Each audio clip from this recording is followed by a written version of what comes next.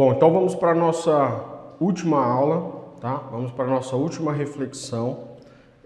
Eu quero focar nesse final apenas no testemunho, na defesa do apóstolo Paulo, defesa dele com relação ao seu ministério e o trâmite até chegar às autoridades romanas. Lembrando que Paulo foi preso num primeiro momento, ali numa situação de tumulto. Os romanos não sabiam muito sobre Paulo. Paulo fala com eles em grego, depois ele se dirige ao povo que está ali que estavam inclusive espancando o apóstolo Paulo, faz sua defesa para com eles. Quando Paulo fala que ele estava pregando aos gentios porque isso era propósito de Deus, esses homens se enfurecem contra Paulo novamente, mas tudo isso em hebraico, né? E aí o que acontece? Os romanos não entendem muito não entendem nada do que eles estão falando, levam Paulo e aí eles decidem chicotear o apóstolo Paulo para saber por que aqueles homens estavam fazendo aquilo. Aí Paulo dá a sua cartada, ele é cidadão romano e não pode ser tratado daquela forma. Então muda o tratamento com ele. Eles descobriram por intermédio de um sobrinho do apóstolo Paulo, que os judeus tramavam matá-lo numa emboscada. Então o comandante separou uma artilharia, uma guarda muito pesada e necessária para levá-lo até o governador Félix, tá? Para levá-lo e colocá-lo sob sua custódia. Ele escreveu uma carta a ele, né? É o que a gente vai ver lá no final do capítulo 21. Ele escreveu uma carta a Paulo, né? Depois, aliás, no capítulo 23, você vai ver ele escreveu uma carta para ele e Félix vai apresentar a Paulo em uma audiência. Mas antes disso, vamos só ver o conteúdo da carta. O texto diz no versículo 25 assim, ó, Atos 23, 25. E escreveu-lhe uma carta nesses termos: Cláudio Lisias, ao excelentíssimo governador Félix, saudações. Este homem foi preso pelos judeus e estava a ponto de ser morto por eles, quando interferi com a tropa e o livrei ao saber que era cidadão romano. Queremos saber o motivo da acusação, levei-o ao sinédrio deles. Achei que ele estava sendo acusado por questões da lei deles, mas que não havia nada digno de morte ou de prisão. Quando fui informado de que havia uma conspiração contra o homem, logo o enviei a ti, intimando também aos acusadores que apresentem o caso contra ele diante de ti. Tá? Então, o comandante tomou a seguinte decisão. É engraçado que é muito parecido com o que aconteceu com Jesus. A lei deles não é digno de morte, não é digno de prisão. Sabe? Os romanos olhavam aquilo ali, como picuinha daquele povo. Só que Paulo era um cidadão romano, diferente de Jesus, inclusive. Paulo era um cidadão romano. E como cidadão romano, não dava para lavar as mãos como aconteceu com Pilatos, você está entendendo? Não dava para deixar para lá. Então o comandante falou, vou levar ele para o governador, intimo os acusadores para que apresentem defesa lá, e aí na jurisdição do governador o julgamento se dará, porque Paulo é cidadão romano. E é isso que a gente vai ver aqui no capítulo 24, no versículo de número 1, diz assim: 5 dias depois, o sumo sacerdote Ananias desceu até Cesareia com alguns líderes religiosos e certo Tertúlio, ou Tértulo, né? Com certo Tértulo, que era advogado, e apresentaram ao governador a acusação contra Paulo. Depois de chamarem Paulo, Tértulo começou a acusação dizendo: experimentamos muita paz e por tua providência reformas são continuamente feitas nessa nação. Então ele começa bajulando o governador, a fim de manipulá-lo. Em tudo e em todo lugar, nós o reconhecemos com toda a gratidão, ó excelentíssimo Félix. Mas para que não te detenha muito, peço-te que, em tua bondade, nos ouça um momento. Cremos que esse homem é uma peste, promovendo rebeliões em todos os judeus por todo o mundo, sendo o chefe da seita dos nazarenos. Ele tentou profanar o templo, mas nós o prendemos e nós o queríamos julgar conforme a nossa lei, mas o comandante Lísias veio e o tirou de nossas mãos com grande violência, ordenando aos acusadores que viessem a ti. Interrogando-o, tu mesmo poderás certificar-te de tudo aquilo que o acusamos. Os judeus também concordaram na acusação, alegando que essas coisas eram assim. Quando o governador lhe fez sinal para que falasse, Paulo respondeu. E agora vamos ver mais uma vez o que é que o apóstolo Paulo vai dizer. Ciente de que há muitos anos és juiz sobre essa nação, com bom ânimo faço minha defesa. Bem podes verificar que não faz mais de 12 dias subi a Jerusalém para adorar, e que não me acharam no templo discutindo com ninguém, nem agitando o povo, nem nas sinagogas, nem na cidade. Nem mesmo podem provar diante de ti as coisas de que agora me acusam.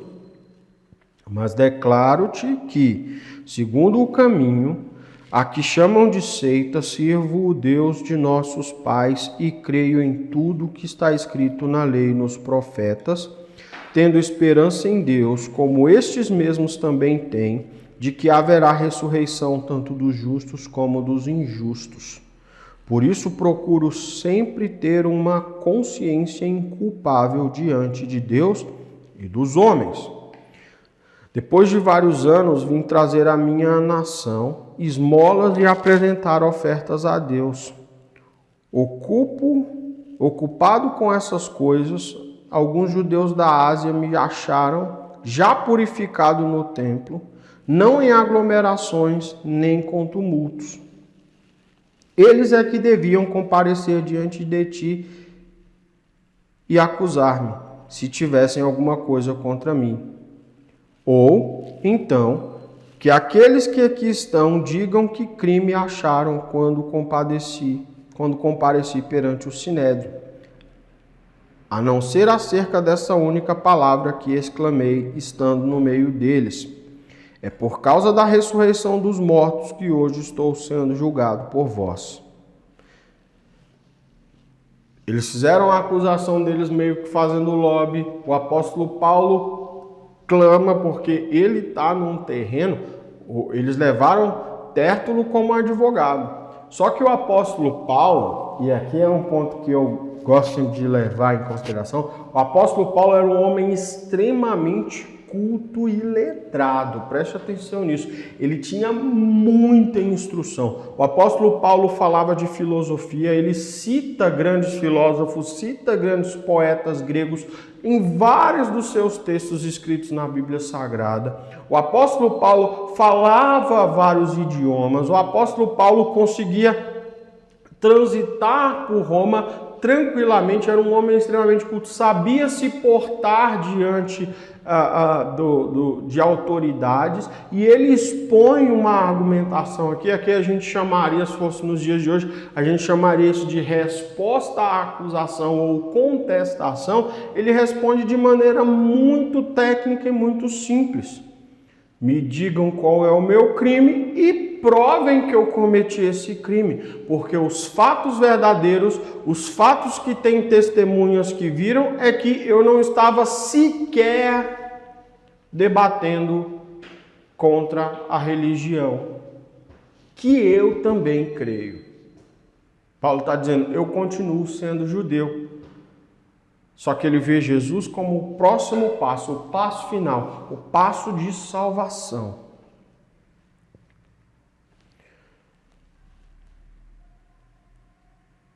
Versículo 22 diz assim, Félix, porém, que era bem informado a respeito do caminho, e aqui sempre caminho com letra maiúscula, porque era assim que era conhecido o que nós hoje chamamos de cristianismo,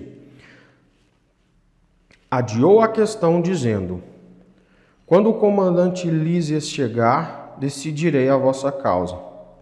porque Lísias era testemunha do que aconteceu.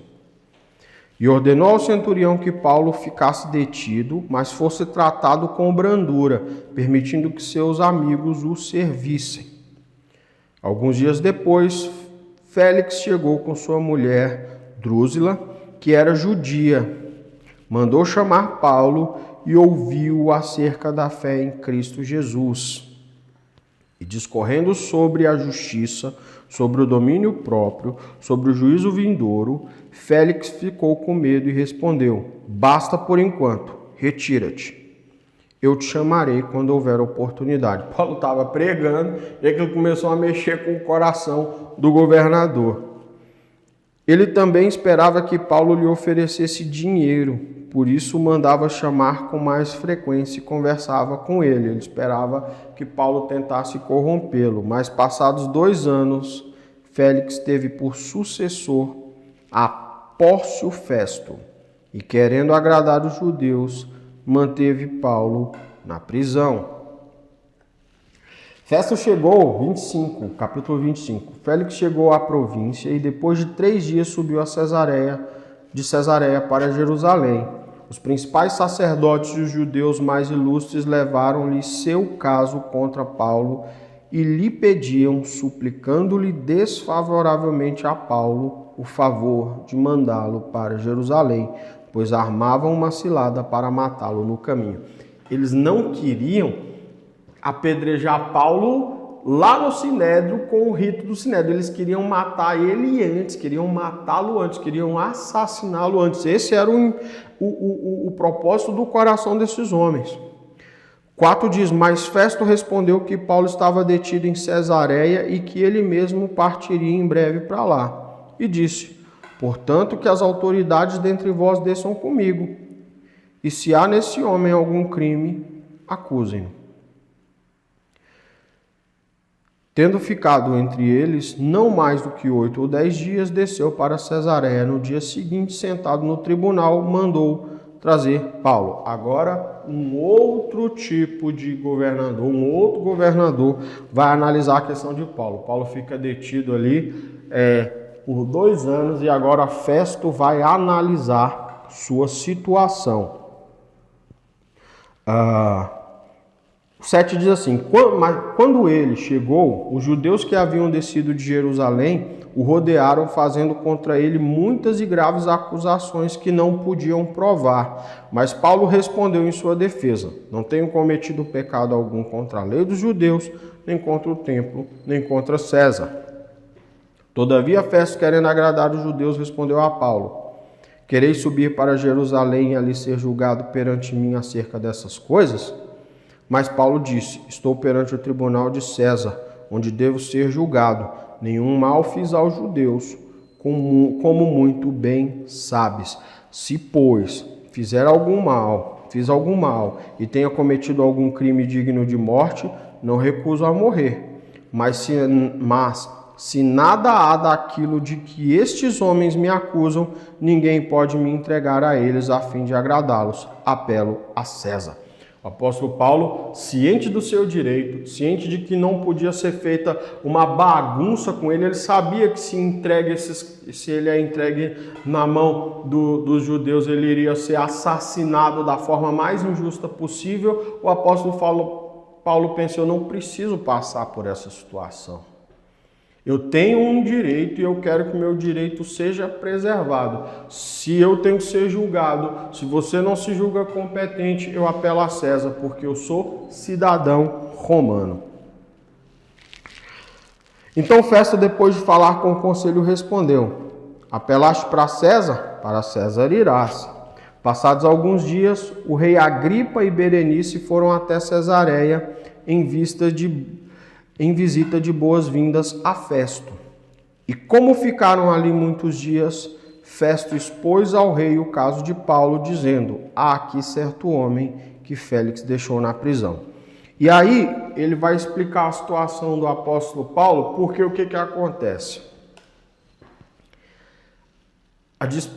Esse é o grande problema da política se misturar com questões de justiça.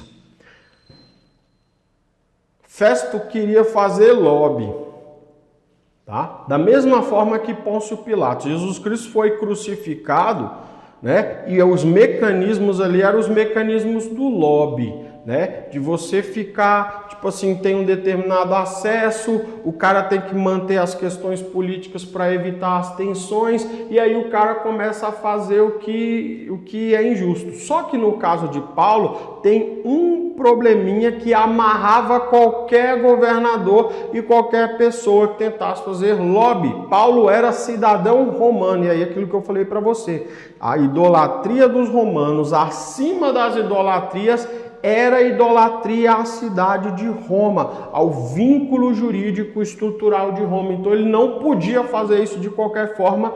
E aí Paulo, sabendo disso, conhecendo seus direitos, sabendo como isso funciona, bateu na tecla pelos seus direitos. E isso deixou Festo numa situação complicada. Aí ele é visitado pelo rei Agripa, e o rei Agripa e sua esposa, ele expõe o caso a eles, e aí o rei Agripa decide falar com ele. Versículo 23 diz assim: no dia seguinte, Agripa e Berenice vieram com muita pompa e entraram no auditório com os chefes militares e com os homens de posição da cidade. Então, por ordem de Festo, Paulo foi trazido. Festo disse: Rei Agripa, e vós todos que estáis presentes conosco, vedes que aqui está o homem por causa de quem toda a comunidade dos judeus, tanto em Jerusalém como aqui, recorreu a mim, dizendo que ele não deve mais viver. Eu, porém, achei que ele não havia praticado nada digno de morte, mas tendo ele apelado para o imperador, resolvi enviá-lo. Todavia, não tenho coisa alguma definida sobre ele que possa escrever a meu senhor. Por isso trouxe-o perante vós, principalmente perante ti, ó rei Agripa, para que depois de feito o interrogatório eu tenha alguma coisa para escrever, porque não me parece sensato enviar um preso e não notificar as acusações que há contra ele. A sistemática jurídica romana, é muito legal isso. Ele queria entregar Paulo na surdina para ser julgado pelo próprio povo judeu. Paulo, como cidadão romano, diz de maneira nenhuma, eles me acusaram, a questão é muito simples. É aqui que eu tenho que ser julgado, porque eu sou cidadão romano.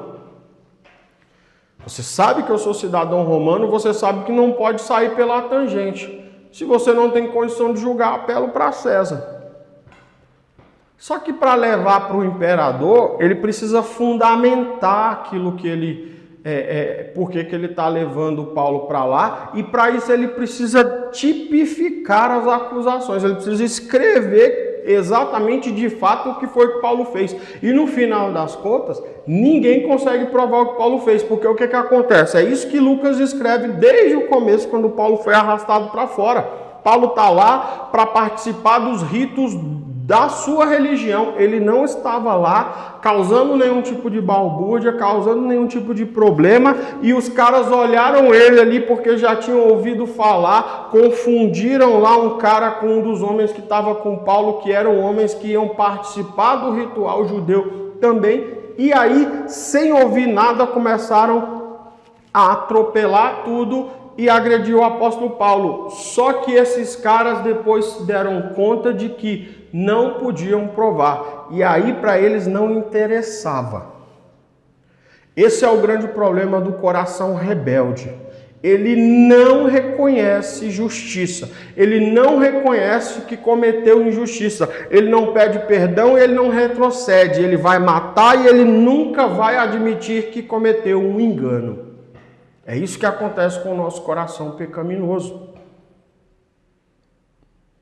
O problema é que, para o cidadão romano, para as autoridades romanas, tudo isso tinha que ser devidamente fundamentado. Roma tinha um sistema muito próprio de organização da sua polis. Muito próprio deles, se orgulhavam disso. E agora iam colocar tudo isso à prova, iam puxar uma cartinha que poderia derrubar todo o castelo que eles construíram, a saber, a grandiosíssima cidade de Roma. Esse é que é o ponto interessante que, quando a gente lê esses textos aqui, você precisa ter em mente. E aí ele fala, dá seu parecer para saber o que você acha. Primeiro ele levou a esposa dele, Festo levou a esposa dele, que era judia. Talvez ela pudesse ajudá-lo a compreender a pendenga. Não deu certo. Agora vamos ver com o rei Agripa. Atos 26, 1. Então, Agripa disse a Paulo, é permitido que faças tua defesa. Então Paulo, estendendo a mão, começou a defesa. Julgo-me feliz, ó rei Agripa, por poder hoje defender-me perante ti de todas as coisas que sou acusado pelos judeus, especialmente porque és versado em todos os costumes e questões que há entre os judeus. Por isso suplico-te que me ouças com paciência. Eu acho isso simplesmente fenomenal. Eu não sei se você está pegando a veia do negócio aqui, mas Agripa foi convidado a dar análise porque ele conhecia o costume judeu. Paulo sabe que ele conhece o costume judeu e Paulo sabe que, se falar o que ele estava fazendo, Agripa também tem certeza absoluta de que faria todo sentido, não somente Paulo entrar no templo, né, e Paulo está dizendo que não fez nada de errado, mas também que faria todo o sentido ele crê que Jesus Cristo era o Messias. É nisso que Paulo, é nessa tecla que Paulo bateu, é nessa tecla que Estevão bateu, é nessa tecla que Pedro bateu o tempo todo. Faz todo o sentido Jesus Cristo ser o Messias, por quê? Porque ele ressuscitou, ele não ficou na cruz. 4. Pois desde a juventude a minha vida é conhecida entre o meu povo e por todos os judeus em Jerusalém. Eles me conhecem desde o princípio e, se quiserem, podem dar testemunho de que vivi como fariseu, segundo o mais severo grupo da nossa religião. Agora estou aqui para ser julgado por causa da esperança da promessa feita por Deus a nossos pais. As nossas 12 tribos esperam alcançar essa promessa, servindo a Deus com fervor noite e dia. É por causa dessa esperança, ó rei, que sou acusado pelos judeus.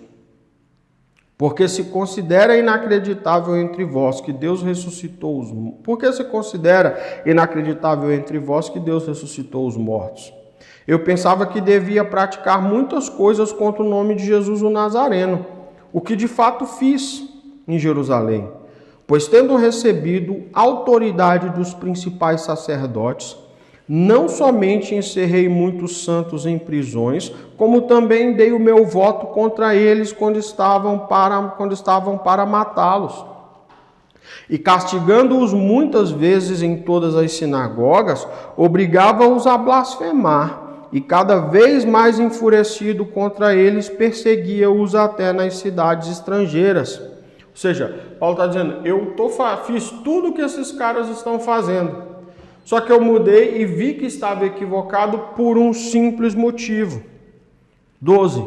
Numa dessas vezes fui para Damasco, munido de autoridade dos principais sacerdotes e comissionados por eles.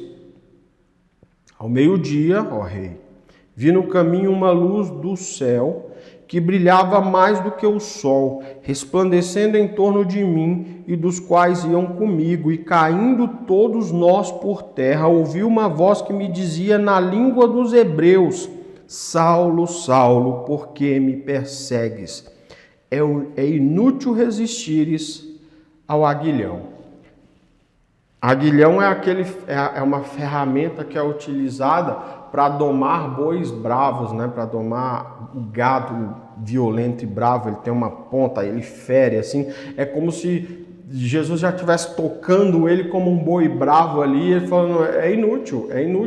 o que eu tenho feito, já tinha uma farpa dentro de Paulo, porque quando Jesus Cristo se apresenta, ele sempre se apresentou se amarrando a toda a tradição das Escrituras Sagradas. Mas havia resistência e havia resistência em Paulo. É assim que Jesus Cristo se apresenta. É assim que Jesus mostra o que ele está fazendo na vida de Paulo. Ele está tocando Paulo como um boi bravo. 15. Eu disse, quem é, Senhor? O Senhor respondeu, eu sou Jesus a quem persegues. Mas levanta-te e põe-te em pé. Foi para isso que te apareci, para te fazer servo e testemunha, tanto das coisas que viste da minha parte, como daquelas que te manifestarei. Eu te livrarei desse povo e dos gentios, para os quais te envio, para lhes abrir os olhos, a fim de que se convertam das trevas para a luz e do poder de Satanás para Deus, para que recebam o perdão dos pecados e herança entre os que são santificados pela fé em mim. Portanto, ó rei Agripa, não fui desobediente à visão celestial. Pelo contrário, anunciei primeiramente aos que estão em Damasco, e depois em Jerusalém, e por toda a terra da Judéia, e também aos gentios que se arrependessem e se convertessem a Deus, praticando obras próprias de arrependimento. Por causa disso, os judeus me prenderam no templo e procuram matar-me. Mas tenho alcançado auxílio da parte de Deus e até hoje continuo testemunhando, tanto a gente comum como a pessoas influentes, não dizendo nada senão o que os profetas e Moisés disseram que havia de acontecer. Isto é, como Cristo deveria sofrer e como ele seria o primeiro que, pela ressurreição dos mortos, anunciaria luz a este povo e também aos gentios.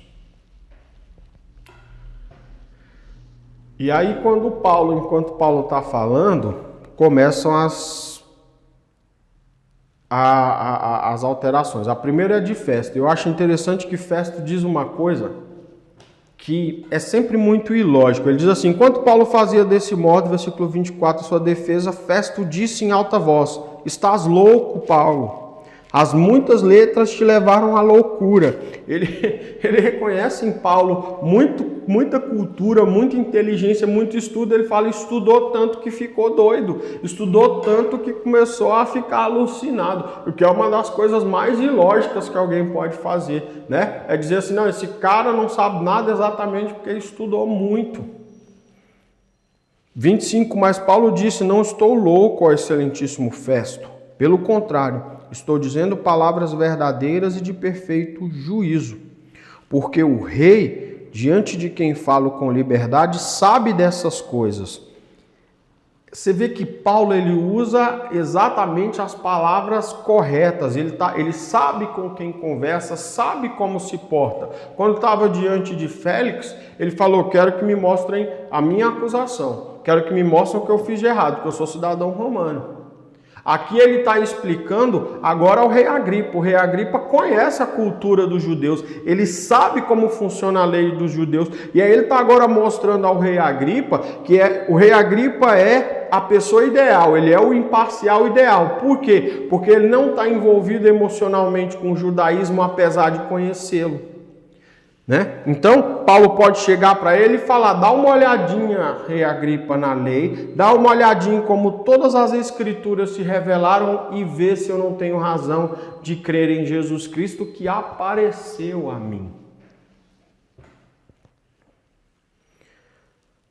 Porque o rei diante de quem falo com liberdade sabe dessas coisas. Não creio que algo disso lhe seja desconhecido, porque essas coisas não aconteceram em algum canto às escondidas. Crês nos profetas, ó rei Agripa? Sei que crês. Agripas disse a Paulo, por pouco me convencestes a me tornar cristão. Paulo respondeu, quisera Deus que por pouco ou por muito, não somente tu, mas também todos os que hoje me ouvem se tornassem iguais a mim, com exceção destas algemas. E o rei levantou-se, bem como o governador e Berenice, e os que com eles estavam sentados, e retirando-se diziam uns aos outros: esse homem não fez nada digno de morte ou prisão. Então Agripa disse a Festo: esse homem bem podia ser solto, se não tivesse apelado para César.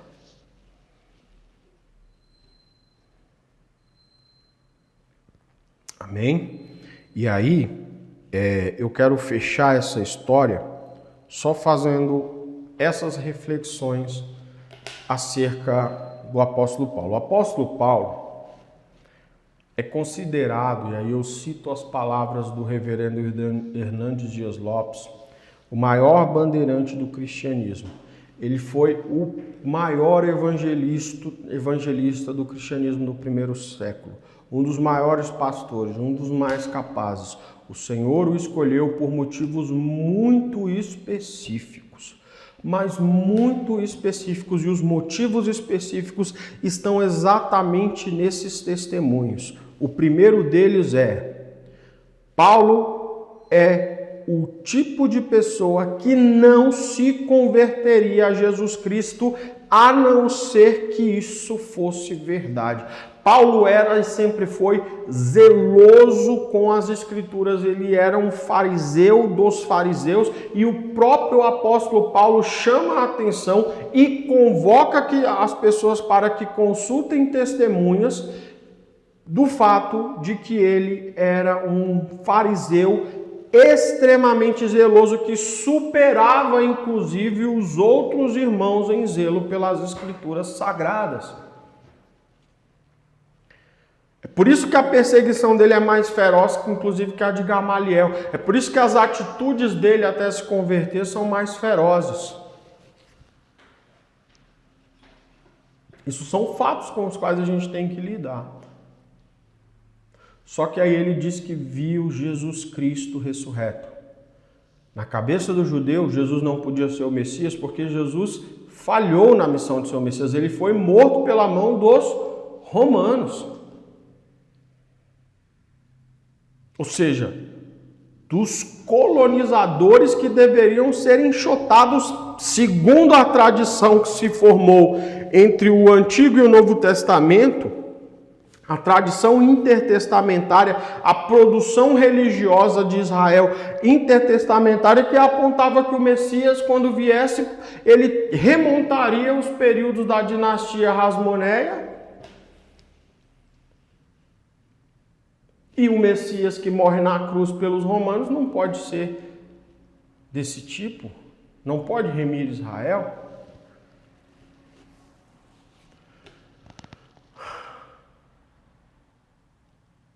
Mas aí os apóstolos começam a dizer o que deveria ter parado ali, não parou. Os apóstolos começam a dizer: ele ressuscitou ao terceiro dia, ele ressuscitou ao terceiro dia. Os saduceus começam a ficar incomodados com esse negócio de ressurreição, porque eles não acreditam em ressurreição. Os fariseus ficam: será possível que esses caras não aprendem? Mas o cara morreu, acabou, não ressuscitou nada. Sabe, vocês estão inventando coisa. Apóstolo Paulo acredita nisso. Paulo acredita nisso com unhas e dentes, mas aí, enquanto ele decide prender a igreja, e ele vai caminhando e tentando prender pessoas que professam o Cristo, ele se encontrou com o Cristo e viu que ele realmente ressuscitou dos mortos e venceu. E ele é o Messias. E aí Paulo passa pela cabeça dele tudo aquilo novamente. Ele vai passando pela lei e ele pensa: é isso mesmo que a lei estava querendo dizer. Jesus Cristo é a chave hermenêutica que abre o entendimento de Paulo para o propósito cósmico e eterno de Deus, que não era simplesmente remissão de Israel, mas era a remissão dos descendentes de Adão. Paulo se torna uma testemunha importantíssima desse Cristo messiânico, do Messias, ou o Cristo. E Paulo consegue falar vários idiomas. E Paulo domina várias culturas. Um outro aspecto importante é que Paulo ele sabe contextualizar o evangelho para se conectar com qualquer cultura. Quando ele vai falar com o romano, ele sabe conversar com o romano. Quando ele vai falar com o grego, ele sabe falar com o grego. Quando ele vai conversar com o judeu, ele sabe falar com o judeu. Ele sabe contextualizar o evangelho, ele consegue criar pontes para que as pessoas creiam no evangelho.